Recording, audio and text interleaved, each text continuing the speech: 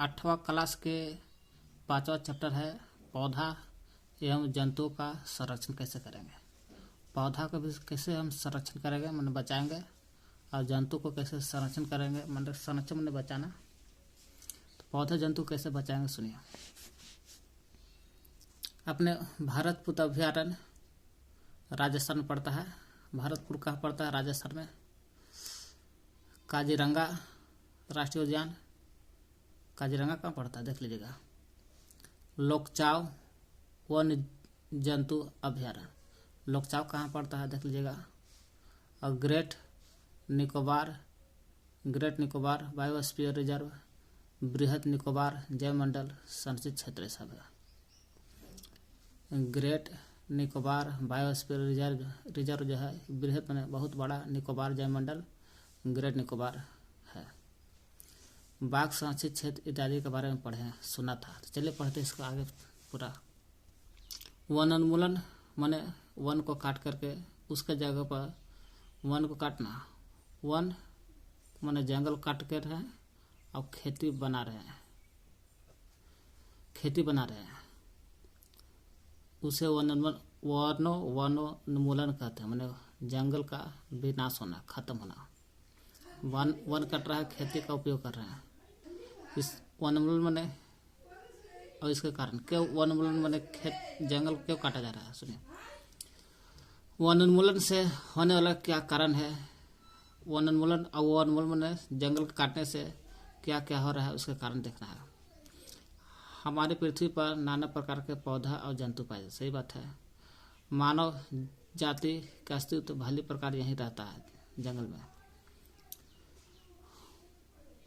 आज जंगल के काटने से वन उन्मूलन एक बहुत बड़ा खतरा बन गया है। देखिए वनोन्मूलन का अर्थ क्या होता है सुनिए। वनों को समाप्त करके, वनों को खत्म करके,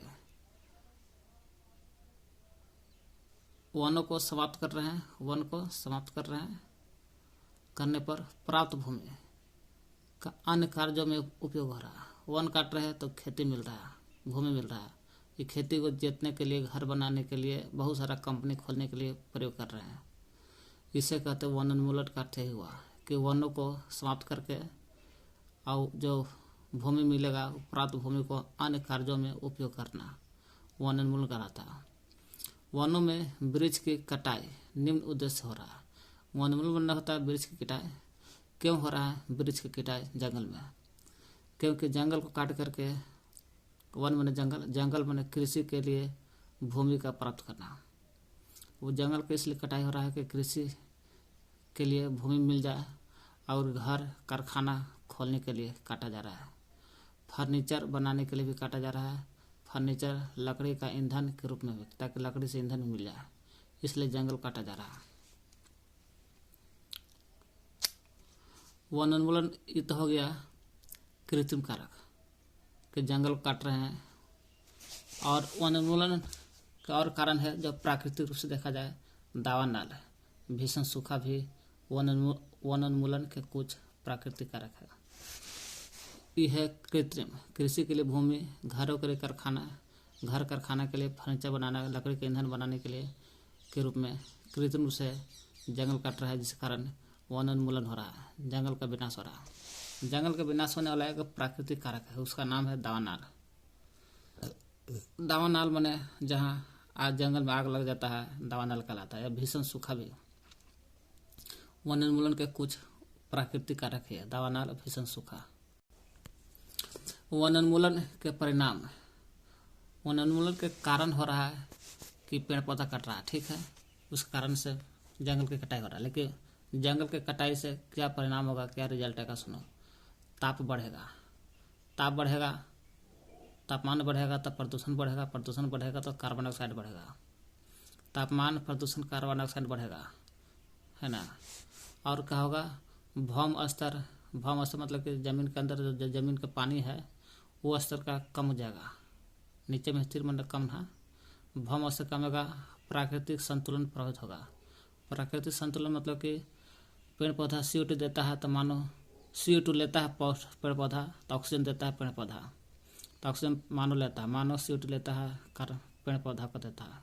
मानव क्या करता है, अपना ऑक्सीजन पेड़ पौधा को देता है, और पेड़ पौधा क्या करता है, ऑक्सीजन मानव को देता है। मानव क्या करता है, CO2 देता है पेड़ पौधा को। इस तरह से CO2 O2 पेड़ पौधा ऑक्सीजन देता है मानव के, मानव क्या करता है, CO2 देता है पेड़ को, इसलिए संतुलन बन रहता है। इसलिए प्राकृतिक संतुलन प्रभावित हो जाएगा, क्योंकि CO2 बढ़ जाएगा तो O2 गड़बड़ा जाएगा, इसलिए प्राकृतिक संतुलन भी बिगड़ जाएगा। और वर्षा भी कम जाएगा। भूमि माने मिट्टी की उर्वरता जो वो भी कम जाएगा, है ना। बाढ़ भी आ सकता है, सूखा भी पड़ जाएगा। बाढ़ भी आ जाएगा, सूखा पड़ जाएगा, है ना। तो वनोन्मूलन के परिणाम से ही होता है कि तापमान, प्रदूषण, CO2 सब बढ़ेगा और भौम स्तर, प्राकृतिक संतुलन बिगड़ेगा, भौम स्तर कमेगा, वर्षा, भूमि उर्वरता ये सब कम जाएगा। वर्षा भी कमेगा, भूमि की उर्वरता भी कमेगा, बाढ़ आ जाएगा, सूखा आ जाएगा। जब जंगल को कटाई करने से ही रिजल्ट मिलेगा। कम वृक्ष का अर्थ यही होता है, कम वृक्ष रहेगा तो कार्बन डाइऑक्साइड भी कमी, कार्बन डाइऑक्साइड के उपयोग में कमी होगा। कम वृक्ष रहेगा तो कार्बन डाइऑक्साइड, पेड़ पौधा रहबे नहीं करेगा तो कार्बन डाइऑक्साइड को कौन लेगा, इसलिए कम उपयोग होगा। कार्बन डाइऑक्साइड कम उपयोग होगा तो कार्बन डाइऑक्साइड बढ़ जाएगा, वायुमंडल में कार्बन डाइऑक्साइड बढ़ जाएगा। और कार्बन डाइऑक्साइड बढ़ गया, कार्बन डाइऑक्साइड की मात्रा बढ़ जाती है। कम वृक्ष रहेगा, वृक्ष नहीं रहेगा, पेड़ पौधा नहीं रहेगा तो CO2 के लगा, जब कोई लेबे नहीं करेगा तो कार्बन डाइऑक्साइड बढ़ जाएगा। क्योंकि कार्बन डाइऑक्साइड बढ़ जाएगा तो क्या होगा, तो कार्बन डाइऑक्साइड के काम है कि पृथ्वी द्वारा उत्सर्जित ऊष्मीय विकिरण को प्रग्रहण कर लेते हैं। पृथ्वी का करता, पृथ्वी अपना ऊष्मीय ऊर्जा विकिरण को उत्सर्जित करता है। पृथ्वी यही विकिरण, ऊष्मीय विकिरण को प्रग्रहण कर लेता है CO2। अब CO2 ना रहेगा तो क्या होगा, पृथ्वी बेचारा देगा, ऊष्मीय विकिरण को कोई ग्रहण करने वाला नहीं रहेगा। कार्बन डाइऑक्साइड पृथ्वी द्वारा उत्सर्जित ऊष्मीय विकिरण का प्रग्रहण करता है, कार्बन डाइऑक्साइड करता है। अतः इसकी मात्रा में वृद्धि के परिणाम स्वरूप विश्व उष्ण हो जाता है। और जब बहुत ज़्यादा विश्व में पूरा उष्ण हो जाएगा, गर्मी हो जाएगा, इसके कारण पृथ्वी के ताप में वृद्धि होगा। ताप में वृद्धि होगा तो जल चक्र का संतुलन बिगड़ेगा। क्योंकि जल चक्र का संतुलन बिगड़ेगा तो वर्षा दर में कमी होगा। वर्षा दर में कमी होगा मन वर्षा कम होगा। जब वर्षा कम हो जाएगा तो जाहिर सी बात है सूखा पड़ गया। जब CO2 का करता है, पृथ्वी का करता है, उत्सर्जित करता है उसमें विकिरण को, यही उसमें विकिरण को पकड़ता है CO2, और CO2 पकड़ता है उसमें को पकड़ कर रखले रहेगा तो गर्म हो जाएगा, गर्म होगा वायुमंडल, तो जिसके कारण पृथ्वी के ताप में वृद्धि होगा और ताप बढ़ेगा तो जाहिर सी बात है कि वर्षा कमेगा तो जल चक्र बिगड़ेगा, जिसके कारण सूखा पड़ गया। मृदा के गुण में परिवर्तन आने का मुख्य कारण वनोन्मूलन है, मैंने वृक्ष काटना है। वृक्ष के कटने से भी मिट्टी के गुण में परिवर्तन होता है। किसी क्षेत्र के मृदा के भौतिक गुण जो होता है, भौतिक गुण, कोई भी क्षेत्र के मिट्टी का भौतिक गुणों पर वृक्षारोपण और वनस्पति का प्रभाव पड़ता है। कोई भी क्षेत्र का मिट्टी रहता है, वहाँ भौतिक गुण किस पर डिपेंड रहता है, वनस्पति पर, वृक्षारोपण पर डिपेंड होता है भौतिक गुण। भूमि वृक्षों की कमी होने से मृदा पतन अधिक होता है। अगर भूमि पर वृक्ष न रहेगा तो वृक्ष कम हो जाएगा तो मृदा पतन होबे करेगा। क्यों? क्योंकि पेड़ पौधा क्या करता है, मिट्टी को पकड़ ले रहता है। पेड़ पौधा ना रहेगा तो सब मिट्टी बह के चल जाएगा, पत्थर बचेगा तो मृदा पतन कहलाएगा। मृदा की ऊपरी परत हट जाने से नीचे का कठोर चट्टाने दिखाई देगा। पेड़ न रहेगा तो मिट्टी के ऊपरी परत जो होता है, मृदा के ऊपरी परत हट जाएगा तो मिट्टी हट जाएगा तो नीचे का कठोर चट्टान दिखाई देगा। अब जिसके कारण इससे मृदा में ह्यूमस की कमी आ जाएगा। ह्यूमस न रहेगा तो जाहिर सी बात है कि उर्वरता कम जाएगा, और उर्वरता भी कमेगा। ह्यूमस की कमी आएगा, मिट्टी के ऊपरी परत हटेगा तो ह्यूमस कमेगा, उर्वरता भी कमेगा, उर्वरता कमेगा तो भूमि मरुस्थल हो जाएगा, और मरुस्थल होगा तो मरुस्थलीय भूमि कहेंगे। वहाँ सब मिट्टी हट गया, बालू बच गया तो ह्यूमस कमी हो गया। मिट्टी भाग गया तो ह्यूमस कम गया, ह्यूमस कम है तो उर्वरता भी, खेती बाड़ी कम हो रहा, जिस कारण भूमि को मरुस्थलीय भूमि कहेंगे। इसे मरुस्थलीयकरण कहते हैं। वनोन्मूलन से नहीं मैंने वृक्ष मैंने जंगल के कटने से जल धारण, मिट्टी जो होता है, मिट्टी में जितना जल जाना चाहिए वो जल धारण की क्षमता कम जाएगा, माने मिट्टी के अंदर कम पानी जाएगा तो जल धारण की क्षमता कमेगा, इसलिए जल नीचे कम जाएगा। और नीचे पानी कम जाएगा तो जाहिर सी बात है कि भूमि का स्तर, भौम जल जो होता है, भौम जल मोटर वाला पानी नीचे जाता है, वो कम जाएगा। तो जल धारण की क्षमता कम गया जंगल कटने से, इसलिए जल धारण करने की क्षमता कम गया। इसके कारण पृथ्वी के नीचे जल कम जाएगा, जिस कारण भौम जल का स्तर भी कम जाता है।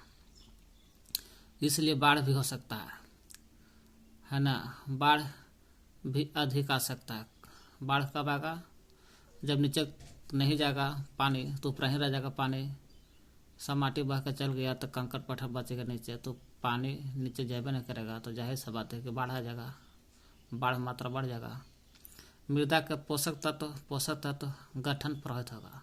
पोषक तत्व गठन का प्रभावित इसलिए होगा कि मिट्टी से बह कर चल गया तब पोषक तत्व बढ़ गया, तो जाहिर सी बात है कि खाली मिट्टी के जगह पर मिट्टी बह कर चल गया तो बचा कौची, तो कठोर बालू बचा, पत्थर बचा, इसलिए पोषक तत्व भी और गठन भी प्रभावित हो जाता है वहाँ के मिट्टी जहाँ वृक्ष कट गया से, जंगल कट गया से।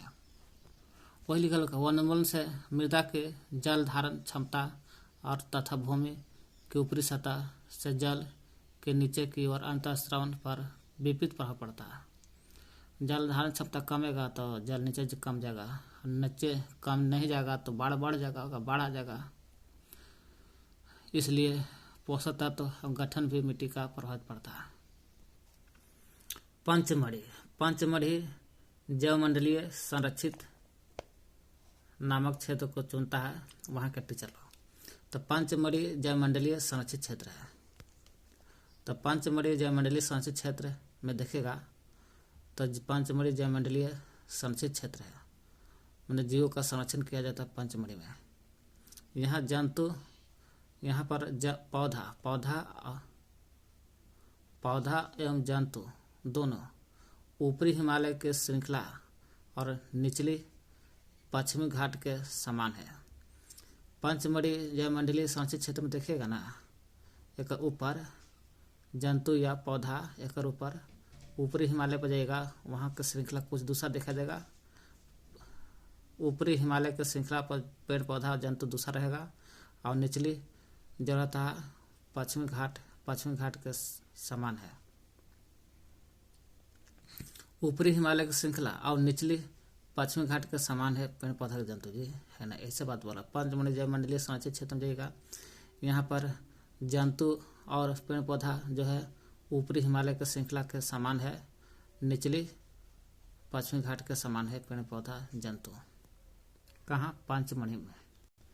कोई भी संरक्षण करना है ना, राष्ट्रीय परंपरा का भाग है, मैंने जो जंतु को संरक्षण करना हमारा राष्ट्रीय परंपरा का एक भाग है। जैवमंडल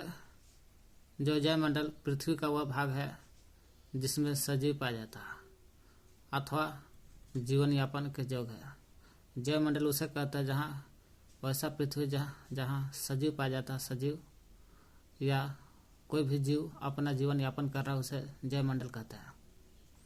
और जैव विविधता, जीवों में विविधता, जैव विविधता का अर्थ है पृथ्वी पर पाए जाने वाले विभिन्न जीवों की प्रजातियाँ, अलग अलग जीव के अलग अलग प्रजाति, और वही अलग अलग जीव के अलग अलग प्रजाति और उस जो वह प्रजाति है कुत्ता है तो कुत्ते में उनके पारस्परिक संबंध होना चाहिए। पारस्परिक संबंध और पर्यावरण से उनका संबंध होना चाहिए, तब उसे जैव विविधता कहते हैं। जैव विविधता मतलब कि विभिन्न जीवों का प्रजाति, मैंने अलग अलग जीव का अलग अलग प्रजाति है, और जो प्रजाति वो अपने आप में संबंध बनाता हो। और संबंध जैसे कुत्ता है तो कुत्ते में संबंध बनेगा, हाथी तो हाथी में संबंध बनेगा, और पर्यावरण से उनका संबंध रखता है, उसे हम जैव विविधता कहेंगे, जैव विविधता कहेंगे, विविधता कहेंगे। वन्य जंतु माने जंगली जंतु अभ्यारण्य, वन्य जंतु अभ्यारण्य और राष्ट्रीय उद्यान और जैवमंडल संरक्षित क्षेत्र इत्यादि। यहाँ पर कहा है पौधा जंतु दोनों के लिए संरक्षित है और सुरक्षित क्षेत्र है। पूछे पौधा जंतु का सुरक्षित और संरक्षित क्षेत्र कौन है? वन्य जंतु अभ्यारण्य, जंतु तो खाली जंतु नहीं है, पेड़ पौधा भी रहेगा।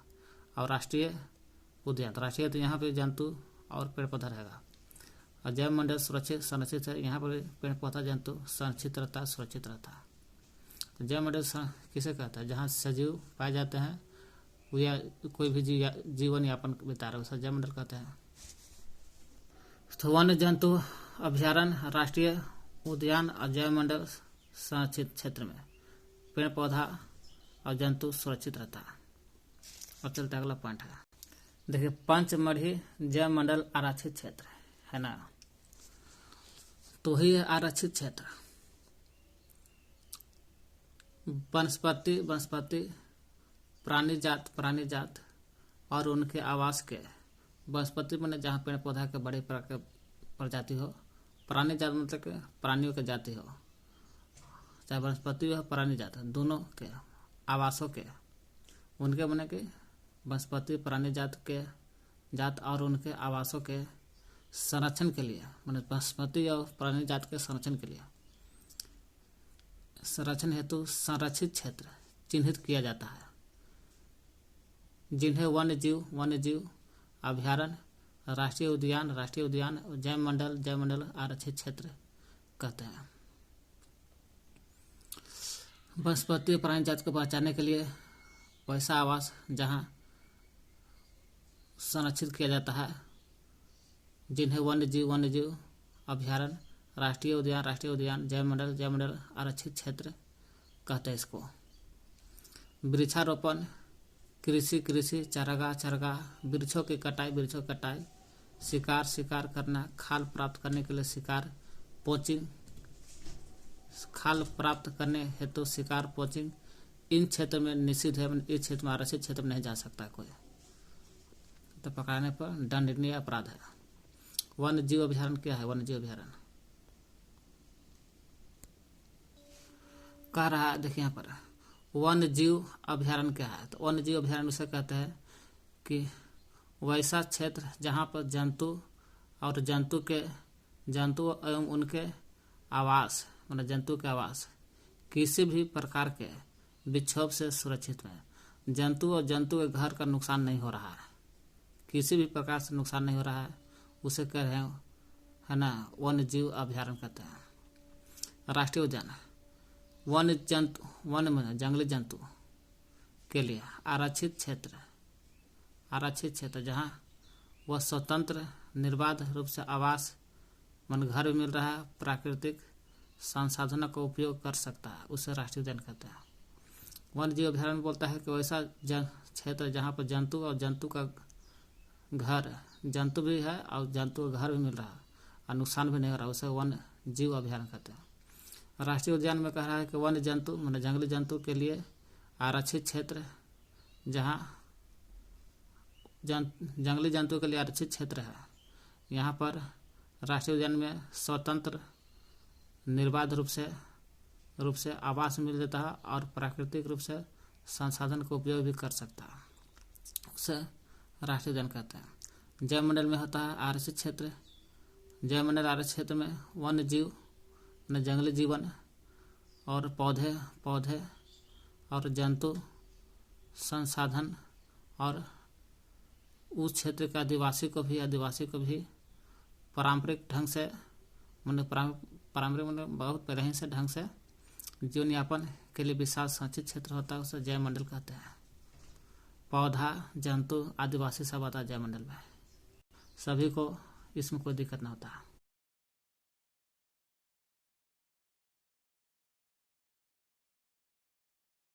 तो जैव मंडल आरक्षित क्षेत्र किसे कहते हैं?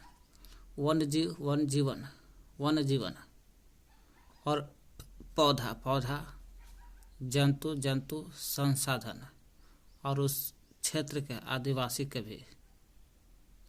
के पारंपरिक ढंग से जीवन यापन हेतु विशाल सर्जित क्षेत्र होता है। वन जीवन भी जीता, उसमें पौधा भी, जंतु के सभी संसाधन मिलता है। और उस क्षेत्र के आदिवासी वन जीवन के और पौधा के और जंतु का सभी संसाधन मिल रहा है। जिस जंगल में सभी संसाधन मिल रहा है तीनों के, आदिवासी को भी पारंपरिक ढंग से जीवन यापन के लिए विशाल संरक्षित क्षेत्र को बोलते हैं जैव मंडल आरक्षण क्षेत्र। वही जैव मंडल आरक्षण क्षेत्र क्यों बना जाता है? जो वन जीवन, पौधा और जंतु संसाधन, जंतु के लिए संसाधन और आदिवासी के लिए पारंपरिक ढंग से जीवन यापन के लिए विशाल संरक्षण क्षेत्र होता है जैव मंडल आरक्षण क्षेत्र। ये बनता है जैव विविधता के संरक्षण के उद्देश्य से बना। कोई भी जीव मतलब का पेड़ पौधा जंतु बड़े प्रकार का होता है, उसी को बोलते हैं जैव विविधता बोलते हैं। वही जैव विविधता के संरक्षण करना है ताकि कोई भी जीव जंतु जल्दी खत्म न हो, इसलिए जैव मंडल का आरक्षण किया व्यवस्था की गई है। इसमें कहा होता है ना, अन्य आरक्षण क्षेत्र भी आता है। जैव मंडल आरक्षण क्षेत्र में अन्य प्रकार के आरक्षित क्षेत्र भी आता है, जैसे पंचमढ़ी आरक्षित क्षेत्र है। इसमें सतपुड़ा भी आता है, सतपुड़ा, बोरी, पंचमढ़ी आता है। तो पंचमढ़ी जैव मंडल आरक्षण क्षेत्र, तो पंचमढ़ी में आता है सतपुड़ा भी आता है, सतपुड़ा, बोरी भी आता है, बोरी, फिर पंचमढ़ी में पंचमढ़ी खुद आता है, राष्ट्रीय सतपुड़ा राष्ट्रीय उद्यान, पंचमढ़ी जैव मंडल आरक्षण क्षेत्र है। जैव मंडल वही में आता है सतपुड़ा राष्ट्रीय उद्यान, बोरी भी, पंचमढ़ी आता है। चूरना भी आता है, चूरना, बोरी अभ्यारण्य भी है। ये सब आता है संरक्षित क्षेत्र सब है। पंचमढ़ी अभ्यारण्य, पंचमढ़ी भी आता है। पंचमढ़ी अभ्यारण्य में पिपरिया आता है जी, पिपरिया भी आता है, पानर फनी गेट भी आता है, पंचमढ़ी आता है। सतपुड़ा भी आता है, बोरी भी आता है। बोरी अभ्यारण्य में चूर्ण, धैन भी आता है, बोरी भी आता है। तो हो गया जैव मंडल आरक्षण क्षेत्र जैव विविधता के संरक्षण के लिए बनाया गया है। अन्य आरक्षण क्षेत्र भी आता है, जैसे पंचमढ़ी में सतपुड़ा, बोरी, पंचमढ़ी भी आता है। सतपुड़ा, बोरी, पंचमढ़ी भी आता है। पंचमढ़ी में जैव मंडल आरक्षण क्षेत्र है। पंचमढ़ी में पंचमढ़ी अभ्यारण्य भी आता है। जैव विविधता के संरक्षण के उद्देश्य से जैव विविधता को संरक्षण करना चाहिए, उसी के उद्देश्य से जैव मंडल आरक्षित क्षेत्र बनाया जाता है, ताकि जैव विविधता संरक्षित, इसको सुरक्षा मिलती रहे।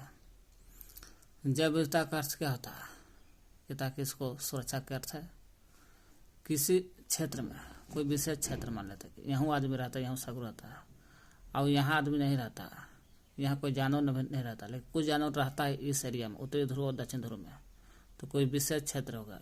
अब विशेष क्षेत्र में जो जीव जंतु रहता है उसको विलुप्त न हो, खत्म न हो, है ना, इसी को संरक्षण करने के लिए बनाया गया है जैव मंडल आरक्षित क्षेत्र। जैव विविधता का अर्थ क्या है? किसी क्षेत्र, विशेष क्षेत्र में पाए जाने वाले सभी पौधे, जंतु, सूक्ष्मजीव की विभिन्न प्रजातियां। इस क्षेत्र में कोई नहीं रहता, फिर भी यहाँ पर कोई जंतु, कोई जानवर, कोई पेड़ पौधा, कोई सूक्ष्म अगर रहता है कोई विशेष क्षेत्र में, तो उसी को कहते हैं जैव विविधता बोलते हैं।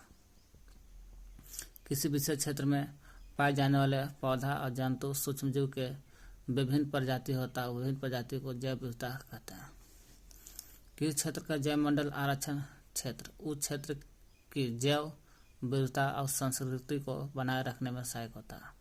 क्या कहता है, जैव मंडल के आरक्षण क्षेत्र जो है जैव पंचमढ़ी जैव मंडल आरक्षण क्षेत्र है ना। इस क्षेत्र का अपनी विविधता बने रहता है, विभिन्न प्रजाति को बने रहता है और संस्कृति भी बना कर रख लेता है।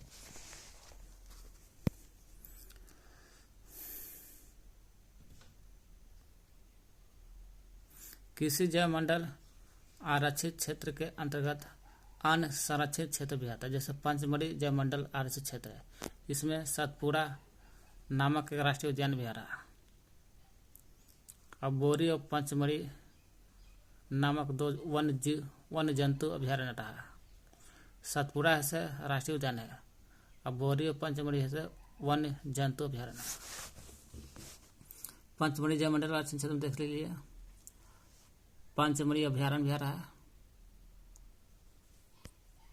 और सतपुड़ा राष्ट्रीय उद्यान भी आ रहा है, अब बोरी भी और पंचमढ़ी वन्य जंतु अभ्यारण्य है सब। चलिए पेड़ पौधा और जीव जंतु देखते हैं। पेड़ पौधा और जीव जंतु देखिए,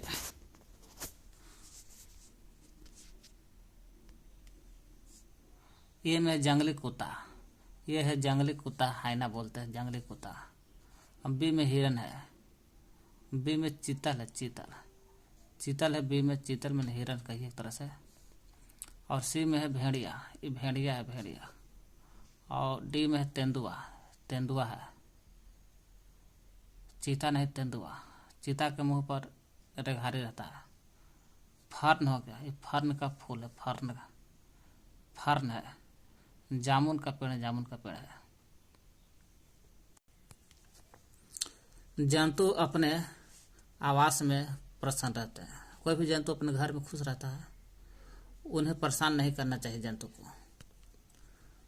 माधव जी ने समझाया कि कुछ जंतु जो होता है या कुछ पौधा एक विशेष क्षेत्र में पाए जाते हैं, हर जगह नहीं रहता है। कुछ जंतु वहीं मिलेगा, विशेष क्षेत्र में मिलेगा, या पेड़ पौधा भी विशेष क्षेत्र में मिलेगा, जहाँ तहाँ नहीं मिलेगा। किसी विशेष क्षेत्र में कोई विशेष क्षेत्र में पाए जाने वाले पेड़ पौधे उस क्षेत्र के वनस्पति जात कहते हैं। वनस्पति जात मतलब क्या, कोई विशेष क्षेत्र है ना। जैसे अभी देखिए एग्जाम्पल, यहाँ कोई नहीं रहता, यहाँ पर कोई नहीं रहता, एरिया में कोई नहीं रहता, तो विशेष क्षेत्र में अगर कोई पेड़ पौधा मिल रहा है तो विशेष क्षेत्र में मिल रहा है तो उसे उस क्षेत्र का वनस्पति जात है। और प्राणी जात वही है, अगर विशेष क्षेत्र में कोई जंतु मिल रहा है तो उस क्षेत्र के, जिस क्षेत्र में मिल रहा है उस क्षेत्र के प्राणी जात कहते हैं। देखिए वनस्पति की और किसी, यहाँ से परिभाषा है, किसी विशेष क्षेत्र में किसी विशेष क्षेत्र में पाए जाने वाले पेड़ पौधे, कोई विशेष क्षेत्र में पाए जाने वाले पेड़ पौधे उस क्षेत्र के, माने इसी क्षेत्र के, इस क्षेत्र में पाया जाता है पेड़ पौधा, इसी क्षेत्र के वनस्पति जात कहते हैं। और जीव जंतु पाया जाएगा तो प्राणी जात कहते हैं। विशेष क्षेत्र में जीव जंतु पाया जाएगा तो प्राणी जात कहेंगे। वनस्पति जात की परिभाषा और है, किसी विशेष क्षेत्र में पाए जाने वाला पेड़ पौधे की प्रजाति को, कोई विशेष क्षेत्र में पाए जाने वाला पेड़ पौधा का जो प्रजाति है वो प्रजाति को वनस्पति जात कहते हैं। और कोई विशेष क्षेत्र में जंतु पाया जाएगा तो जंतु प्राणी जात कहेंगे, प्राणी जात कहेंगे उसको। वनस्पति जात में आता है कौन कौन, तो वनस्पति जात में आता है कोई विशेष क्षेत्र में साल मिलता है, कहीं नहीं, कोई खास जगह मिलता है, इसलिए साल हो गया वनस्पति जात। सगौन, आम, जामुन, आम में सब नहीं, विशेष प्रकार का आम, जामुन, सिल्वर फर्न, अर्जुन इत्यादि वनस्पति जात है। चिंकारा, नीलगाय, बार्किंग, हिरन जो को देखने लगा, चीतल भी है, चीतल, तेंदुआ, जंगली कुत्ता, भेड़िया इत्यादि पंचमढ़ी जैव मंडल आरक्षित क्षेत्र के प्राणी जात है। ये सब कहाँ मिलता है? चिंकारा नीलगाय नीलगाय, बार्किंग बार्किंग, हिरन हिरन, चीतल चीतल, तेंदुआ तेंदुआ, जंगली कूदा भेड़िया, ये सब कहाँ मिलता है? पंचमढ़ी जयमंडल आरक्षित क्षेत्र के प्राणी जात है पंचमढ़ी के है सब। यहाँ का यही पंचमढ़ी के क्षेत्र का है सब। साल सागवान आम जामुन सिल्वर फर्न अर्जुन, इस भी पंचमढ़ी के है। स्पीसीज का स्पीसीज, तो स्पीसीज सजीवों का समष्टि का वह रूप है, सजीवों का समष्टि का रूप है। स्पीसीज के सदस्य जो होता है आपस में जनन करते हैं। जैसे अगर कोई गिलहरी है, बड़ा गिलहरी, तो कोई खास क्षेत्र में पाया जाता है और अपने ही प्रकार के जनन करता है, तो वही स्पीसीज हो गया उसका। तो स्पीसीज के सदस्य जो होता है आपस में जनन करते हैं और जनन समक्ष संतान भी अपने ही तरह पैदा करते हैं, उत्पन्न करते हैं। तो स्पीसीज कहलाएगा। अपने स्पीसीज के साथ जनन करता है, इन्हें एक दूसरे स्पीसीज के साथ नहीं। गिलहरी तो गिलहरी के साथ, कुत्ता तो कुत्ते के साथ अपना करेगा। अपने स्पीसीज के साथ जनन करते हैं, दूसरे के साथ जनन नहीं करता, उससे स्पीसीज कहते हैं। देखिए, बच्चे शीघ्र ही शांतिपूर्वक गहरे वन में प्रवेश कर जाते हैं। बच्चे एक विशालकाय गहरी गिलहरी को देखकर अचंभित हो जाता है। इस गिलहरी की एक लंबी फरदार पूंछ है। ये जो गिलहरी देख रहे हैं ना, गिलहरी लंबा लंबा पूंछ है, यही गिलहरी है, विशाल गिलहरी। बच्चे जानना चाहते हैं तो माधव जी टीचर तो बोलते हैं, जानते का इस गिलहरी को विशाल गिलहरी कहते हैं। इस गिलहरी को बोलते विशाल गिलहरी। और यहाँ के विशेष क्षेत्रीय स्पीसीज है। इस क्षेत्र का विशेष क्षेत्र का स्पीसीज है। क्या? विशेष क्षेत्र भी है और विशेष प्रकार का जंतु भी पा रहा है, इसलिए विशेष प्रकार का स्पीसीज है। ये सब जगह न मिलेगा। तो पौधा या जंतु, पौधा रहे या जंतु कि वह स्पीसीज मैंने स्पीसीज मैंने एक जाति कही एक तरह से, स्पीसीज मैंने जाति, पौधा जंतु का वह जाति है जो किसी विशेष क्षेत्र में विशिष्ट रूप से पाई जाती है। विशेष क्षेत्र में भी मिलेगा, सब जगह ना मिलेगा। अब विशिष्ट रूप से मतलब कि वो ऐसा जानते हो कि कम मिलता है, विशिष्ट रूप से पाया जाता है, उसे विशेष क्षेत्र मिल रहा है, इसे विशेष क्षेत्रीय जाति यानी स्पीसीज कहते हैं। और स्पीसीज जो है अपने ही प्रकार का जीव से जन्म करता है, अपने करते हैं, कि दोनों में ना करेगा।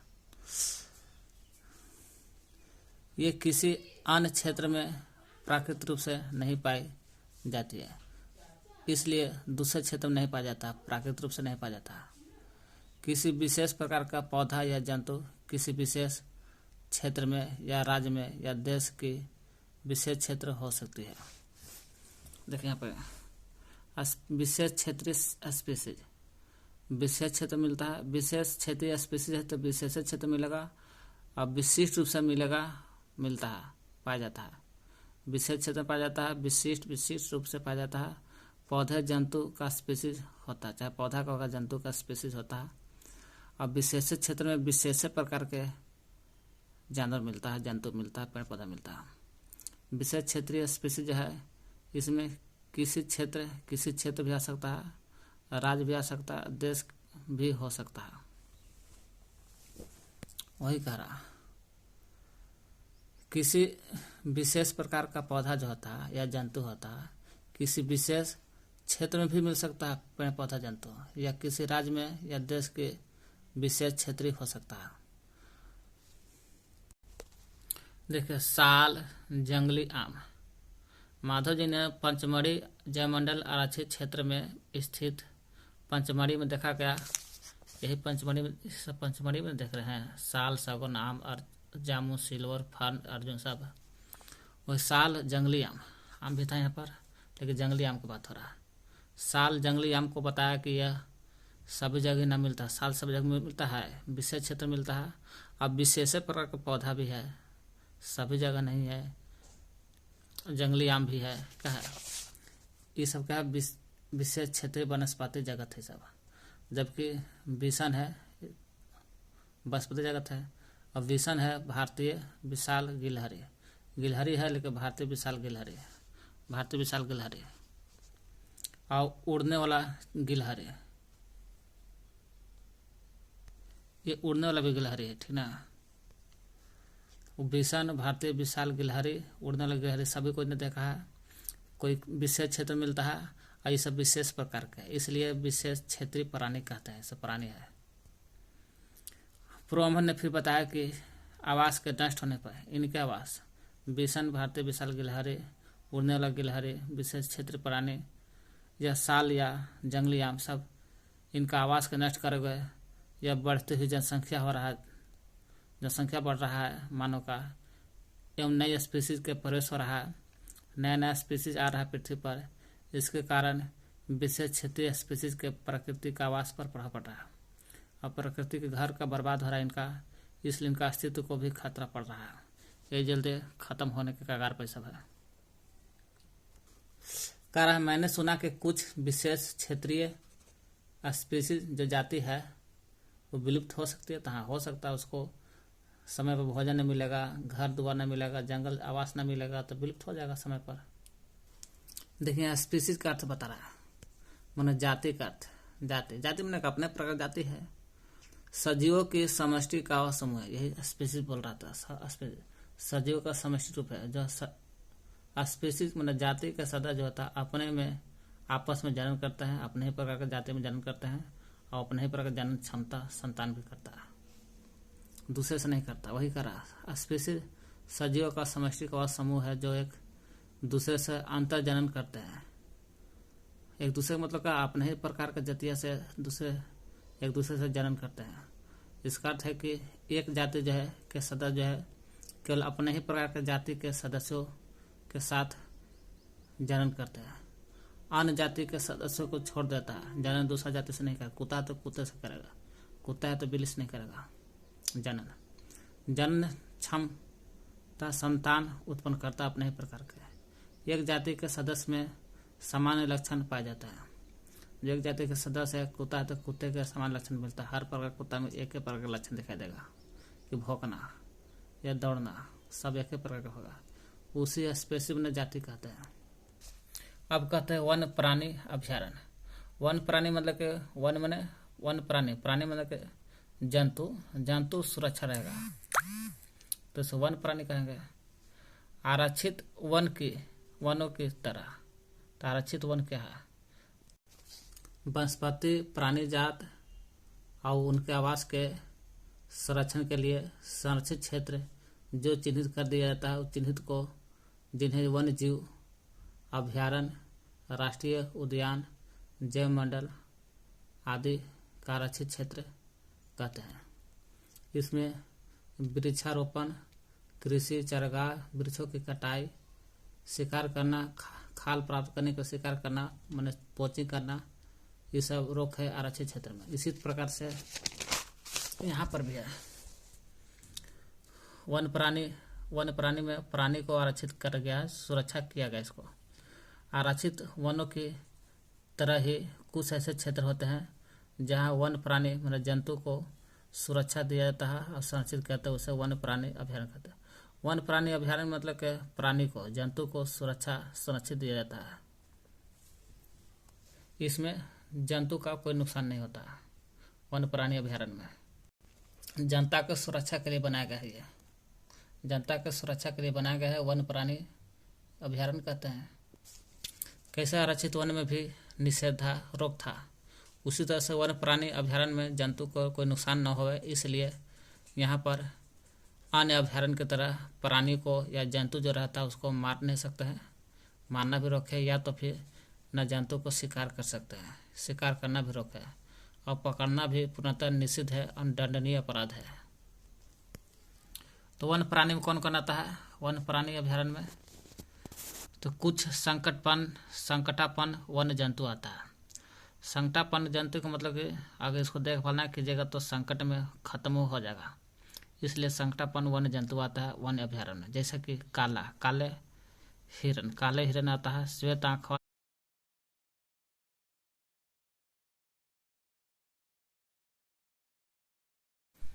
तो संकटापन्न वन्य जंतु आता है। तो संकटापन्न वन्य जंतु कौन कौन आएगा? काला हिरन सभी जगह नहीं मिलता है। श्वेत आँख वाला हिरन रहेगा एकदम उजला आँख वाला। हाथी रहेगा, सुनहरी बिल्ली, एकदम सुनहरी बिल्ली, एकदम सोना के जैसा बिल्ली दिखाई देगा। गुलाबी सिर वाला बतख एकदम गुलाब। घड़ियाल दिखाई देगा, घड़ियाल। कच्छ मगरमच्छ, अजगर गेंडा इत्यादि, ये सब क्या है यहाँ इसको वन अभ्यारण्य में इस सभी का सुरक्षा संरक्षित किया जाता है। भारतीय अभ्यारण्य में अनूठे प्रकार भिन्न प्रकार के दृश्य भूमि दिखाई देता है। भारत का अभ्यारण्य में जाएगा तो बहुत प्रकार के दृश्य भूमि दिखाई देगा। बड़े समतल वन दिखाई देगा, एकदम बड़ा समतल जंगल दिखाई देगा। पहाड़ी वन भी दिखाएगा, पहाड़ी जंगल। बड़ी नदियाँ दिखाई देगा, बड़ी नदियाँ के डेल्टा के झाड़ भी दिखाई देगा। भूमि और बुशलैंड भी दिखाई देता है। भारतीय अभ्यारण्य में जाएगा देखिएगा तो मिलेगा। अफसोस की बात है कि आज भी संरक्षित वन भी जीवों के लिए सुरक्षित नहीं रहा। क्यों? क्योंकि इसको अपने फायदे के लिए वनों को अतिक्रमण कर रहे हैं, नुकसान कर रहे हैं और कर को नष्ट कर रहे हैं। बच्चों को प्राणी उद्यान को बोलते हैं हिंदी में चिड़ियाघर, भ्रमण की यादें ताज़ा करने को कहा जाता है। उसे स्मरण है कि प्राणी उद्यान जो है ये भी क्या है, प्राणी मतलब जंतु का संरक्षण होता है। प्राणी उद्यान में भी जीव जंतु का संरक्षण सुरक्षित होता है ना। वन्य प्राणी अभ्यारण्य, वही प्राणी अभ्यारण्य कहो, वन्य प्राणी अभ्यारण्य कहो या प्राणी उद्यान कहो, सब यहाँ पर जंतु का सुरक्षा होता है।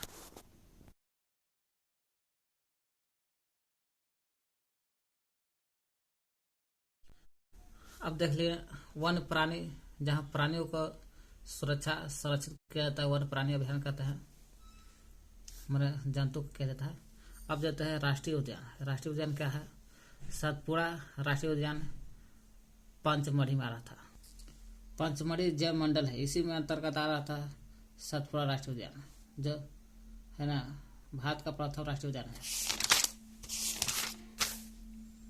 सतपुड़ा राष्ट्रीय उद्यान भारत का प्रथम आरक्षित वन है जी, आरक्षित वन है।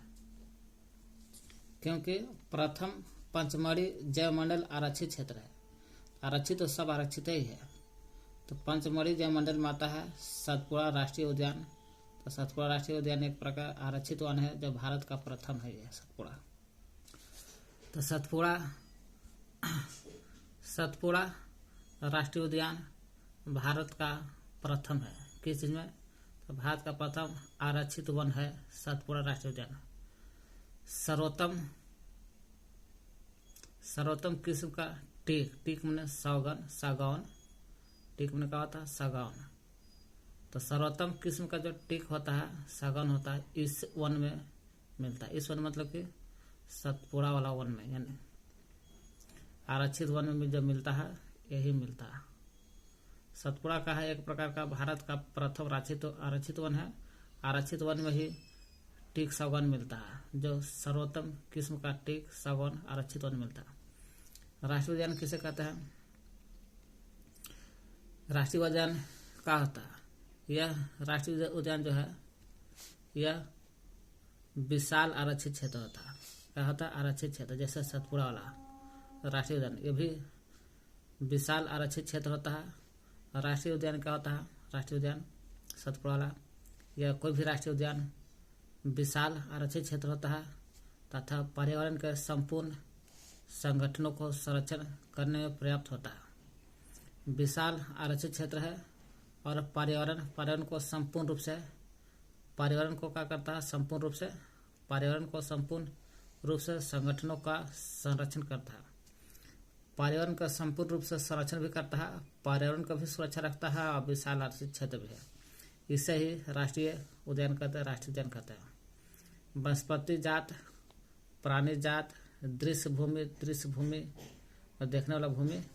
ऐतिहासिक वस्तु का संरक्षण, कोई भी ऐतिहासिक वस्तु रहता है उसका संरक्षण करता है राष्ट्रीय उद्यान। सतपुड़ा का राष्ट्रीय उद्यान भारत का प्रथम आरक्षित वन है, यानी कि आरक्षित वन है। भारत का प्रथम राष्ट्रीय उद्यान सतपुड़ा है जो आरक्षित वन भारत का है। आरक्षित वन में ही मिलता है सर्वोत्तम किस्म का टीक मिलता है, सागौन मिलता है।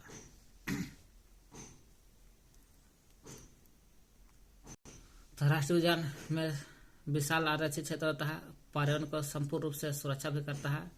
इसमें वनस्पति जात, प्राणी जात, दृश्य भूमि, ऐतिहासिक वस्तुओं का संरक्षण करता है। सतपुड़ा का राष्ट्रीय उद्यान भारत का प्रथम आरक्षित वन है। यही आरक्षित वन में टीक या सागौन जो सर्वोत्तम किस्म का है यही मिलता है आरक्षित वन में। राष्ट्रीय उद्यान समझिए एक तरह से वन है, उद्यान मैंने जंगल, उद्यान है मैंने वन है, और का आरक्षित वन को कहते हैं। यही सतपुड़ा राष्ट्रीय उद्यान सतपुड़ा जो है राष्ट्रीय उद्यान भारत का प्रथम आरक्षित वन है सतपुड़ा। वही सतपुड़ा राष्ट्रीय उद्यान में की चट्टान में, यहाँ का जो चट्टान है इस चट्टान में आवास माने शरण करने वाला, रहने वाला चट्टान में आवास भी स्थित है। सतपुड़ा के राष्ट्रीय उद्यान में जाइएगा चट्टान मिलेगा, चट्टान में आवास मिलेगा, घर द्वार मिलता है, यहाँ लोग रहते थे। इन वन में राष्ट्रीय सतपुड़ा के राष्ट्रीय उद्यान में के जो जंगल है उस जंगल में मनुष्य की गतिविधियाँ, मनुष्य का काम किया नहीं किया है उसके बारे में प्राग ऐतिहासिक प्रमाण है, जिससे हमें आदि मानव के जीवन यापन के बारे में पता चलता है कि आदि मानव कैसे जीवन जिया है उसके बारे में पता चलता है सतपुड़ा के चट्टान से।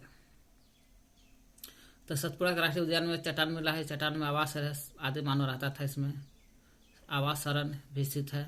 यह इन वन में मनुष्य की गतिविधि के प्रागैतिहासिक प्रमाण मिलता है। यही प्रागैतिहासिक प्रमाण से पता चलता है कि आदि मानव कैसे जीवन यापन करते थे पहले। सतपुड़ा के राष्ट्रीय उद्यान के चट्टान से पता चलता है। चट्टान के इन मानव आवास में जो ये मानव आवास है, चट्टान का जो मानव आवास है वही मानव आवास में कुछ पेंटिंग करते हुए, कलाकृतियाँ करते हुए भी मिलती है। इससे पता चलता है कि मानव कैसे पेंटिंग करता था और कैसे कलाकृति करता था। पंचमढ़ी के अंतर्गत आता है सतपुड़ा। पंचमढ़ी जयमंडल आरक्षित क्षेत्र में 55 चट्टान आवास की पहचान की जा सकती है। एक में पंचमढ़ी जयमंडल आरक्षित क्षेत्र है, एक 55 को चट्टान आवास के बारे में पता चला है ना, 55 को चट्टान आवास के बारे में पता चल चुका है। वही कह रहा पंचमढ़ी जयमंडल संरक्षित क्षेत्र है। इस क्षेत्र में पंचमढ़ी वाला जयमंडल संरक्षित क्षेत्र में 55 चट्टान के आवास की पहचान की जा चुका। 55 चट्टान में से एगो चट्टान है सीतामढ़ी सतपुड़ा वाला। जंतु मनुष्य को इन कलाकृति में लड़ते हुए, शिकार करते हुए, नृत्य करते हुए, वाद्य यंत्रों को बजाते हुए दर्शाया गया है। आज भी अनेक आदिवासी जंगल में रहते थे। जंतु मनुष्य कैसे लड़ता था उस जो पेंटिंग और कलाकृति बनाया गया चट्टान में सतपुड़ा में या 55 चट्टान आवास में बनाया गया है कलाकृति पेंटिंग, उसमें यही दर्शाया गया है कि जंतु आपस में कैसे लड़ते थे, मनुष्य कैसे आपस में लड़ते थे, उसी के कलाकृति लड़ते हुए दिखाया गया है, शिकार करते हुए दिखाया गया है। मनुष्य और वाद्य यंत्र कैसे बजाते हैं, सभी को नृत्य कैसे नाचते थे, कैसे वाद्य यंत्र को बजाते हुए दर्शाया गया है। आज भी अनेक आदिवासी जंगल में रहते हैं जी।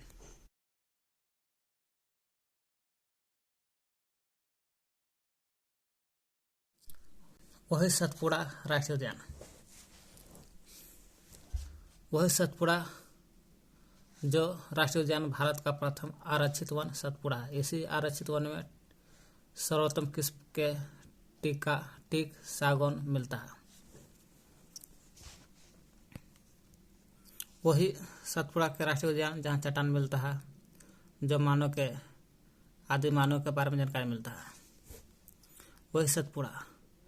जैसे बच्चे आगे बढ़ते गए उन्हें एक बोर्ड दिखाई देता है, उस पर लिखा था सतपुड़ा बाघ आरक्षित। सतपुड़ा बाघ आरक्षित बाघों का आरक्षण सुरक्षा के लिए बनाया गया। सतपुड़ा बाघ आरक्षित क्षेत्र लिखल था।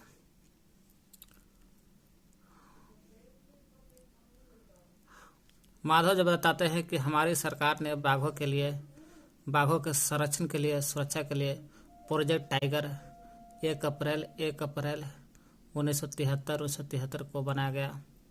प्रोजेक्ट टाइगर को बोलते हैं बाघ परियोजना बनाया गया। प्रोजेक्ट टाइगर बाघ परियोजना का बना गया 1 अप्रैल 1973 को, मूर्ख दिवस के दिन में। क्यों बनाया गया था प्रोजेक्ट टाइगर? क्योंकि इसका उद्देश्य था अपने देश में, जब भारत देश में बाघों के उत्तरजीविता और संवर्धन करना था। अपने देश में क्या करना है? बाघों के उत्तरजीविता मतलब कि बाघों के प्रजाति के बारे में, प्रजाति बढ़ता जाए और बाघों के संवर्धन सुरक्षा करने के बारे में प्रोजेक्ट टाइगर बाघ परियोजना बनाया गया था सतपुड़ा में। देखिए यही बाघ है, ये जंगली भैंस है सा 12 सिंगा है, इसे 12 सिंगा है, 12 को सिंग है, 1 2 3 गिनी ना, 12 को सिंग है। 5 25 में देख ले। उन स्पीसीज में से एक है बाघ। क्या है? बाघ जो उन स्पीसीज में से एक है जो धीरे धीरे हमारे वनों से विलुप्त हो रहा है। बाघ का धीरे धीरे खत्म हो रहा है, परंतु सतपुड़ा आरक्षित क्षेत्र में बाघों की संख्या में वृद्धि हुआ है। ऐसे देखा गया है कि बाघ खत्म हो रहा है, लेकिन सतपुड़ा जो आरक्षित क्षेत्र है, यहीं पर जो वही सतपुड़ा आरक्षित क्षेत्र में भारत का प्रथम आरक्षित वन है सतपुड़ा, और टीका सागौन मिलता है यहीं सतपुड़ा में। यही सतपुड़ा आरक्षित वन में बाघों की संख्या में वृद्धि हुआ है और हो रही है। अतः यह संरक्षण का अनूठा उदाहरण है। अनूठा उदाहरण मतलब का बाघों का ऐसा संरक्षण किया जा रहा है सतपुड़ा के आरक्षित क्षेत्र में कि जिसके कारण बाघों की संख्या में वृद्धि हो रहा है। किसी समय शेर, हाथी, जंगली भैंस, शेर हो गया, हाथी हो गया, जंगली भैंस, चित्र 5/5 में देख सकते हैं, जंगली भैंस है देखे। तो किसी समय शेर, हाथी, जंगली भैंस तथा 12 सिंगा भी सतपुड़ा राष्ट्रीय उद्यान में पाए जाते थे, है ना। शेर भी, हाथी भी, जंगली भैंस और 12 सिंगा भी सतपुड़ा के राष्ट्रीय उद्यान में मिलता था, परंतु वे जंतु जिनकी संख्या एक निर्धारित स्तर से कम होती जा रही है और वे विलुप्त हो सकते हैं, उसे संकटापन्न जंतु कहते हैं। सवाल बनने का, वे जंतु जिनकी संख्या एक निर्धारित स्तर से, है ना, वैसा जंतु जो उसको एक निर्धारित स्तर पर रहना चाहिए, न ज़्यादा न कम, वही निर्धारित स्तर से जंतु कम हो रही है, तो ऐसे जंतु को विलुप्त हो सकता है। अब विलुप्त होगा, कम हो रहा तो विलुप्त होगा, विलुप्त हो सकता है तो उसे संकटापन्न जंतु कहते हैं कि संकट में है, मैंने विलुप्त होने के कगार पर है तो उसे संकटापन्न जंतु कहलाते हैं। तो इसी समय एक लड़का था बूझो को याद आता है क्या?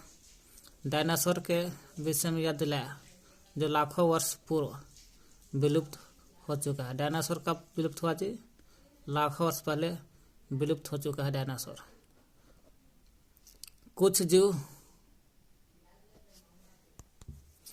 तभी टीचर बोलता है, कुछ जीवों के प्रकृति आवास में व्यवधान होने से उनके अस्तित्व का खतरा हो गया है। कुछ जीव का प्रकृति आवास नहीं मिलता है जंगल में, इसी कारण भी वह कुछ जीव विलुप्त होने के खतरा पर है। प्रोफेसर अहमद बताते हैं, टीचर बोलता है कि पौधा और जंतुओं के संरक्षण के उद्देश्य से पौधा का भी संरक्षण किया जाए और जंतु को भी संरक्षण करना चाहिए। इसी के उद्देश्य से सभी राष्ट्रीय उद्यान जितना राष्ट्रीय उद्यान है सब के सब में कड़े नियम लागू किया जा रहा है ताकि जंतु और पौधा दोनों स्वच्छ रहे। मानवीय गतिविधि को रोका गया। मानव गतिविधि में जैसे मानव चाहेगा तो चरा भी नहीं सकता है, राष्ट्रीय उद्यान में चरा नहीं सकता है, अवैध शिकार नहीं कर सकता है जानवर को अवैध शिकार करने पर रोक है। जानवर को पकड़ भी न सकते हैं, न जानवर को मार सकते हैं, न जानवर को मार सकते हैं, न उस जंगल में जाकर के जलावन पौधे की लकड़ी या औषधि पौधा एकत्र करना स्वीकार नहीं है, सब दंडनीय अपराध है। ये सब पर रोक है राष्ट्रीय उद्यान में। तो संकटपन जंतु वही लिखल है जो वे जंतु जिनकी संख्या एक निर्धारित स्तर से कम हो रही है या विलुप्त हो रही है, उसे संकटापन्न जंतु कहते हैं। संकटापन्न जो जंतु है पादप और जंतु के स्पीसीज में जाति, पेड़ पौधा और जंतु की जो जाति है उनकी संख्या निर्धारित स्तर से कम हो रहा है। आने वाले समय में यह संरक्षण होगा तो विलुप्त भी हो सकता है और संरक्षण ना होगा तो विलुप्त हो जाएगा। पादप जंतु ये जो है संकटापन्न जंतु विलुप्त जाति, विलुप्त स्पीसीज के भविष्य है। अगर इसको सुरक्षा ना किया जाएगा तो आने वाला समय में विलुप्त हो सकता है, विलुप्त की जाति में रखा जाएगा अंत में, अगर नहीं सुरक्षा किया जाए तो। माधव टीचर बोलते हैं, वो पहेली को बताते हैं। देखो पहले बड़े जंतुओं की अपेक्षा छोटे प्राणियों के विलुप्त होने की संभावना कहीं अधिक है। माने बड़े जंतु कम विलुप्त हो रहे हैं और छोटे जंतु ज़्यादा विलुप्त हो रहे हैं। क्यों? अक्सर हम सांप को देखें, मेढक, छिपकली, चमगादड़, उल्लू इत्यादि को निर्दयता से मार डालते हैं और परितंत्र में उनके महत्व के विषय में सोचते भी नहीं है और मार देते हैं कि परितंत्र में होना चाहिए सब छोटा छोटा जीव। उनका मारकर हम स्वयं को हानि पहुंचाते हैं। यद्यपि वे आकार में छोटे भले हैं लेकिन परितंत्र में उनके योगदान का अनदेखा नहीं किया जा सकता। परितंत्र में हम लोग इसका बहुत महत्व छोटे छोटे जीव का, क्योंकि छोटे जीव जो है वे क्या करता है, छोटा जीव आहार जाल बनाता है, आहार श्रृंखला के भाग भी है छोटे छोटे जीव, है ना। आहार जाल समझ रहे हैं, घास को कीड़ा मकोड़ा का मेढक सांप को खा जाएगा और सांप को चील को वो खा जाएगा। तो इस तरह आहार जाल आहार श्रृंखला के भाग बनाता है, इसलिए छोटे छोटे जीव को नहीं मारना चाहिए, नहीं परितंत्र में होना चाहिए। अच्छा, परितंत्र है क्या चीज़? किसी क्षेत्र के सभी पौधे, कोई क्षेत्र है, मान लीजिए क्षेत्र है, इस क्षेत्र के सभी पौधे आ जाना चाहिए, या सभी प्राणी आना चाहिए, सूक्ष्मजीव सभी सूक्ष्मजीव आना चाहिए, अजैव घटक जैसे सभी पौधे, प्राणी, सूक्ष्मजीव, अजैव घटक, ये जैविक घटक हो गया। और अजैव घटक जैसे जलवायु, अजैव घटक में ताप, सूर्य, मृदा, जलवायु, भूमि मिट्टी, मृदा वही कहिए, नदी कहिए, नदी भी आगा,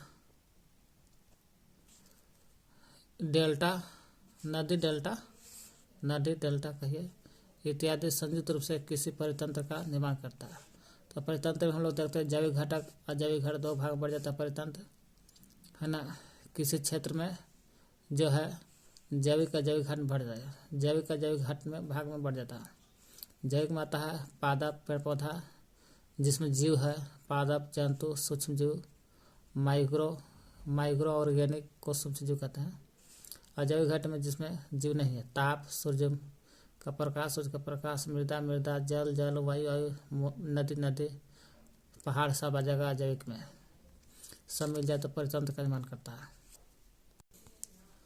तो मुझे आश्चर्य होगा कि संकटापन्न जाति जो है उसका कोई रिकॉर्ड है, कौन कौन जाति का संकट से खत्म हो गया, तो यह संकट में है कौन कौन जाति उसका रिकॉर्ड। तो हाँ, रेड डाटा बुक आता है, यही रेड डाटा बुक में संकटापन्न जाति को रिकॉर्ड करके रखते हैं, उसका नाम है रेड डाटा पुस्तक।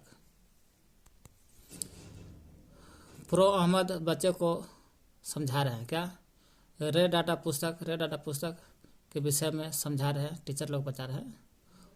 टीचर बताते हैं कि रेड डाटा पुस्तक जो है यह पेड़ पौधा या जंतु दोनों से कोई संकटापन्न जाति रहेगा उसका रिकॉर्ड रखता है, रखने वाला पुस्तक में से है, उसे कहते हैं red data book. Red data book में क्या होता है, चाहे पौधा का संकट जाति हो या जंतु का संकट जाति, दोनों का रिकॉर्ड रखता है रेड डाटा बुक में। वही चीज़ें लिख रहा होगा। माइग्रेशन, माइग्रेशन मतलब प्रवास करना। कोई एक ठंडे प्रदेश हो गई, ठंडा प्रदेश एक ही क्षेत्र के ठंडे प्रदेश का पक्षी उड़ करके अगर गर्म, इधर मान लेकर ठंडा है, ठीक, उड़ करके चले गर्म की ओर, है ना, इधर ठंडा आ गया तो उड़ के चलते गर्मी की ओर दूसरे देश में चले जाते हैं और वहाँ रहते हैं, फिर इधर ठंडा हो जाएगा फिर उड़ के चले जाते हैं गर्म की ओर। ऐसे जो हो रहा है इसको प्रवास पक्षी कहते हैं, है ना, इसको जाना व आने को घटना को प्रवास कहते हैं। माधव टीचर है, वो बोलता है फिर प्रवास के बारे में। माधव जी के निर्देश में भ्रमण पार्टी गहरे वन में प्रवेश कर जाते हैं। सभी बच्चा लोग कहाँ चल जाता है, जंगल चल चलते हैं, वहाँ संरक्षित क्षेत्र में जाते हैं और संरक्षित क्षेत्र में कुछ समय आराम करते हैं। पहली ने नदी के समीप कुछ पक्षी को देखा। वहाँ की लड़की थी पहली, वो जाती है देखती पक्षी के, तो माधव जी बोलते पक्षी नहीं, ये प्रवासी पक्षी है। क्या है प्रवासी पक्षी? प्रवासी पक्षी ये पक्षी यानी प्रवासी पक्षी जो है संसार के अन्य भाग से उड़कर यहाँ है, संसार के दूसरा भाग से उड़ के आए हैं प्रवासी पक्षी हमारे देश में। क्योंकि जलवायु में परिवर्तन के कारण प्रवासी पक्षी प्रत्येक वर्ष सुदूर क्षेत्र में एक निश्चित समय पर उड़ते हैं। इनका उड़ने का एक निश्चित समय होता है, समय पर उड़कर आते हैं। निश्चित समय मतलब क्या, इधर ठंडा पड़ गया तो एक निश्चित समय गर्मी में इधर पड़ेगा, तो उड़ते उड़ते गर्मी में चले जाते दूर संसार के पक्षी होता है। संसार के अन्य भाग से उड़कर इस भाग में आ जाते हैं और निश्चित समय के लिए आते हैं। ठंडा है इधर तब तक गर्मी की तरफ रहेंगे और इधर ठंडा हो जाएगा तो फिर इधर चल जाएगा, ऐसा निश्चित समय के लिए होता है ना। निश्चित समय के लिए उड़ के आते हैं यहाँ पर। वह यहाँ अंडा देने के लिए आते हैं क्योंकि उनके मूल आवास में बहुत अधिक शीत के कारण वह स्थान उस समय जीवन यापन हेतु अनुकूल नहीं होता। और उड़ के आते हैं यहाँ पर क्यों आता है, अंडा देने के लिए, क्योंकि इस स्थान पर जीवन यापन का अनुकूल नहीं होता, ठंडा नहीं सह पाता, जिस कारण यह गर्मी में चलाते हैं अंडा देने हेतु।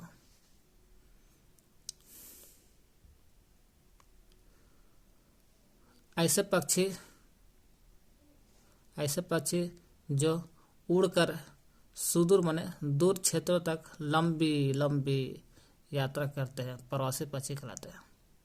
ऐसा पक्षी जो उड़ करके दूर स्थानों तक जाता है तो वैसा पक्षी बहुत दूर उड़ कर जाता है, वैसा पक्षी को कहते हैं प्रवासी पक्षी कहते हैं, प्रवासी पक्षी कहते हैं। प्रवासी है प्रवास। जलवायु परिवर्तन के कारण जीव का मूल स्थान छोड़ते हैं। मूल स्थान यहाँ से उड़ करके यहाँ चलाता है, मूल स्थान छोड़कर सुदूर जाते हैं और पुनः वापस लौट जाता है, पुनः फिर यहाँ से यहाँ तो यहाँ दोबारा चलाते हैं। ठंडा खत्म होगा तो पुनः अपने स्थान पर लौट जाता है, ठंडा खत्म फिर आ जाएगा यहीं पर। जलवायु परिवर्तन के कारण ऐसा होता है। जलवायु परिवर्तन मतलब क्या, ठंडा है तो गर्मी है, तो जलवायु परिवर्तन के कारण ऐसा होता है घटना। साइबेरिया सर्दी में ठंडा पड़ता है, इधर साइबेरिया है इधर ठंडा पड़ता है, तो साइबेरिया सर्दी में क्या होता है, ठंडा पड़ता है, ठंडा अधिक होता है, इसलिए साइबेरिया पक्षी गर्म स्थान पर अंडा देने के लिए आते हैं। इस जो यात्रा होता है यही यात्रा को प्रवास कहते हैं। ये जो यात्रा होता है इसको प्रवास कहते हैं। ये वो कागज बनाने में 5 से 7 बार पुनः चक्रण करते हैं, 5 से 7 बार पुनः चक्रण करते हैं। ऊर्जा की आवश्यकता होता है, जल की भी आवश्यकता, ऊर्जा रासायन की आवश्यकता, ऊर्जा की आवश्यकता, रसायन ऊर्जा जल की आवश्यकता होता है कागज का पुनः चक्रण करने में। कागज को बनाने में या पुनः चक्रण करने में रसायन ऊर्जा जल की आवश्यकता पड़ती है।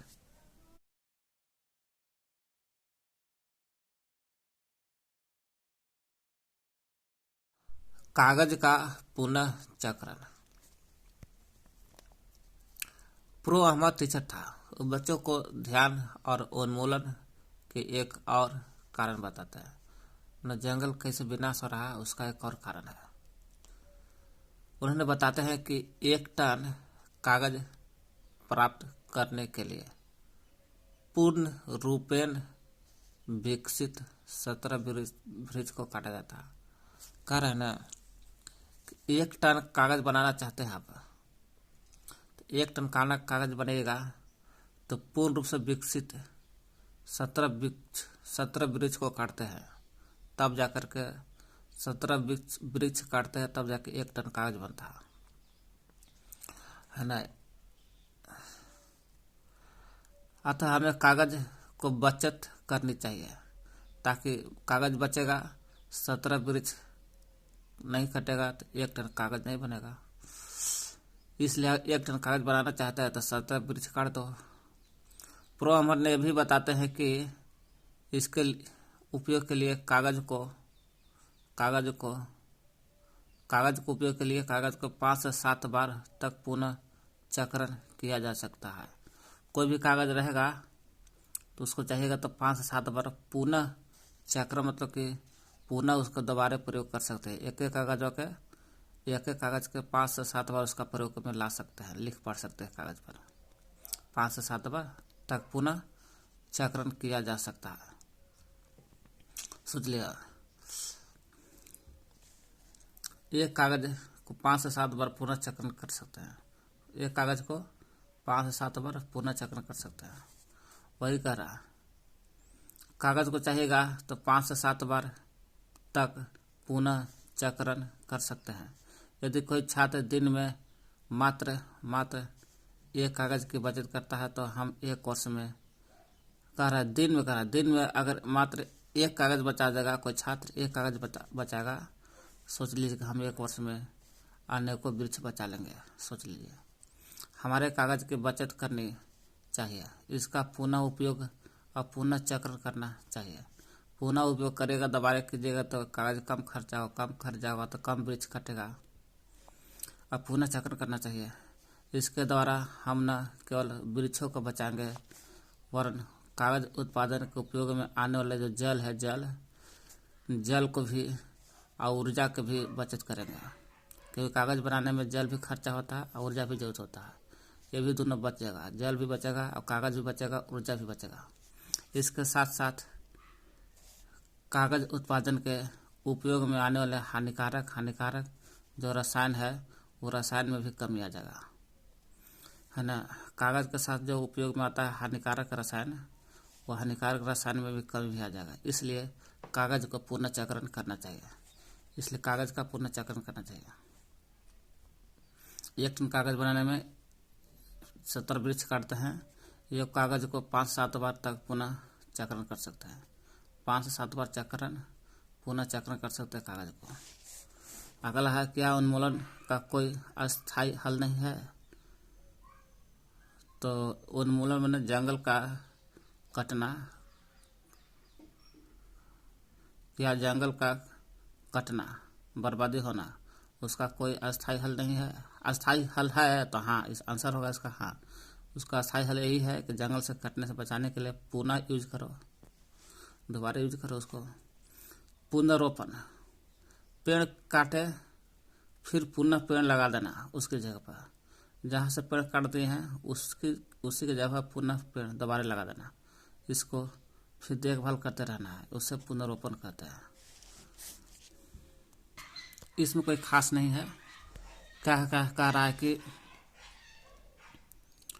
पुनर्रोपण में काटे गए वृक्षों की कमी पूरी करने के उद्देश्य से नए वृक्ष का रोपण करना ही पुनर्रोपण कहलाता है। रोपण वाले वृक्ष सामान्यतः जो रोप देते हैं वृक्ष, वो वृक्ष होता है सामान्यतः उसी स्पीशीज माने उसी जाति के होते हैं जो उस वन में पाए जाते हैं। हमें कम से कम उतने वृक्ष तो लगाने चाहिए जितने हम काटते हैं। प्राकृतिक रूप से भी वन का पुनर्रोपण हो सकता है। मैंने प्राकृतिक रूप से भी जंगल अपने आप, वो जहाँ पेड़ काटे ना है वहाँ तो अपने आप से पुनर्रोपण में दोबारा वो भी पेड़ पौधा उग जाता है। यदि उन्मूलन क्षेत्र को आबादित छोड़ देते हैं तो यह स्वतः पुनः स्थापित हो, फिर दोबारा अपने आप ही पेड़ पौधा उग जाता है और जंगल बन जाता है। कब? जब उस पर प्राकृतिक पुनर्रोपण में मानव गतिविधि का कोई अस्थायी स्थान नहीं हो, वहाँ पर कोई मानव काम धाम न करे तो पेड़ अपने आप उग जाएगा और जंगल बन जाएगा। वहाँ पर कह रहा है हम अपने वनों को अब तक बहुत बहुत अधिक नष्ट कर चुके हैं। यदि हम अगली पीढ़ी के लिए हरी संपदा बनाए रखनी है तो अधिक से अधिक वृक्षारोपण ही एकमात्र विकल्प है। अगली पीढ़ी का भी हरा भरा रखना चाहते हैं तो वृक्षारोपण लगना है, यही एकमात्र है, कोई उपाय नहीं है। एक है भारत वन संरक्षण अधिनियम बनल था। तो भारत वन संरक्षण अधिनियम भूगोल में देखिए तो मिलेगा 8वें नाम में मिलेगा। भारत वन संरक्षण अधिनियम कब बनल था जरा देख लीजिएगा। ये भारत वन संरक्षण अधिनियम इसलिए बनल था कि भारत के जंगल को संरक्षण करना है। इसका उद्देश्य यही था कि प्राकृतिक वन को, कृत्रिम नहीं, प्राकृतिक वन रहेगा, जंगल रहेगा, उसका परीक्षण करना है कि अच्छा है कि बुरा है, इसका परीक्षण करके उसका संरक्षण भी करना है ताकि वो जंगल पर कोई नुकसान ना हो, और साथ ही साथ ऐसे उपाय भी करना है जिससे वन में रहने वाले और उसके समय पर रहने वाले लोगों की आधारभूत आवश्यकता की पूर्ति हो सके। वन में रहने वाले उनको जो चाहिए वो मिल जाना चाहिए और उसके जंगल के समय पर रहने वाले लोगों को जो आवश्यकता वो मिल जाना चाहिए। इसका यही काम है भारतीय वन संरक्षण अधिनियम का, बाकी कुछ नहीं इधर है।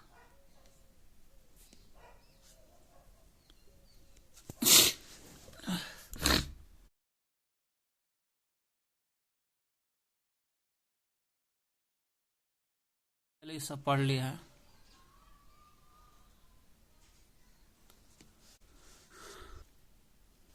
वन प्राणी और अभ्यारण्य या वन जीव अभ्यारण्य जो भी कहिए, वन प्राणी जंगल वाला प्राणी, अभ्यारण्य राष्ट्रीय उद्यान, जैव मंडल आरक्षित, जैव मंडल ये सब क्या है, जैव मंडल क्या है, ये सब जितना है सब का सब आरक्षित क्षेत्र, ऐसे नाम है, आरक्षित क्षेत्र है।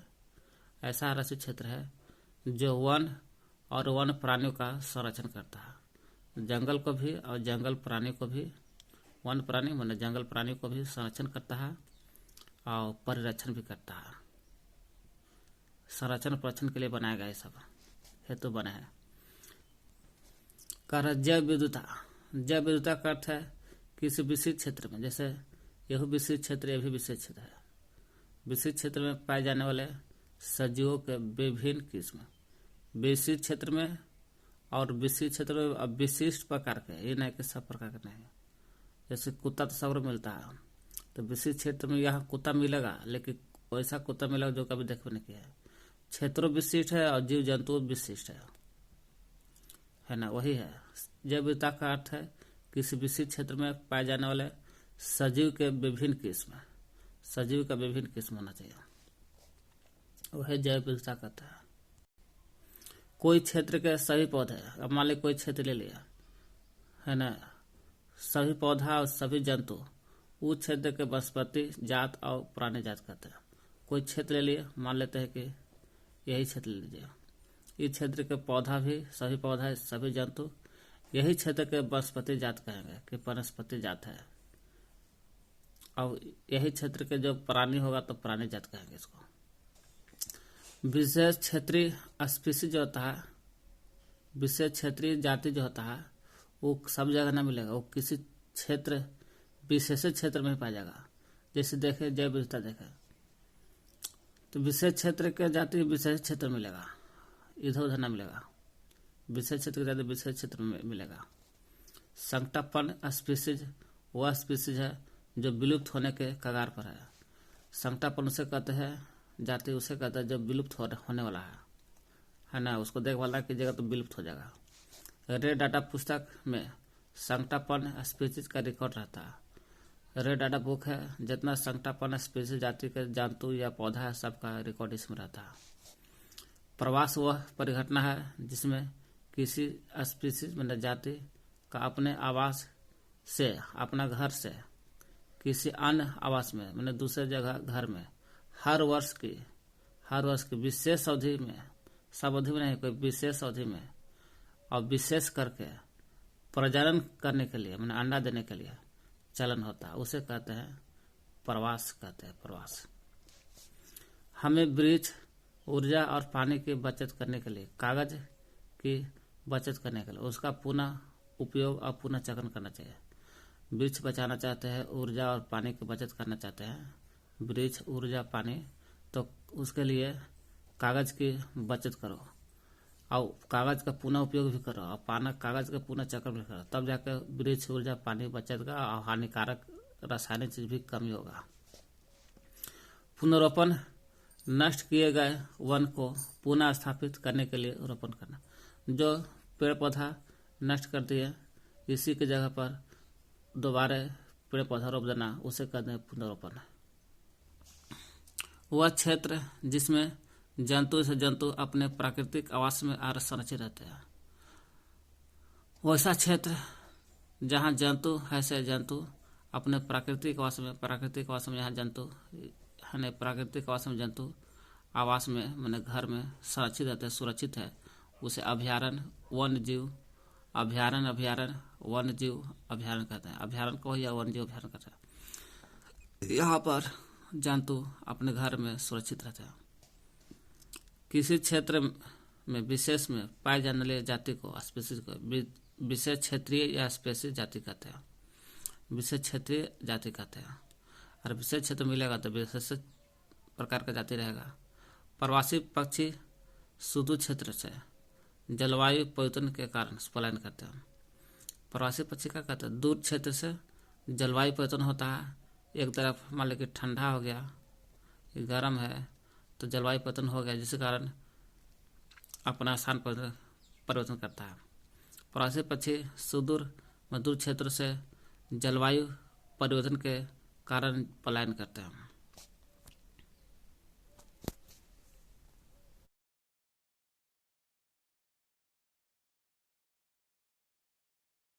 अधिकार, ऑफ मने बिल मने का होता, राइट मने का होता,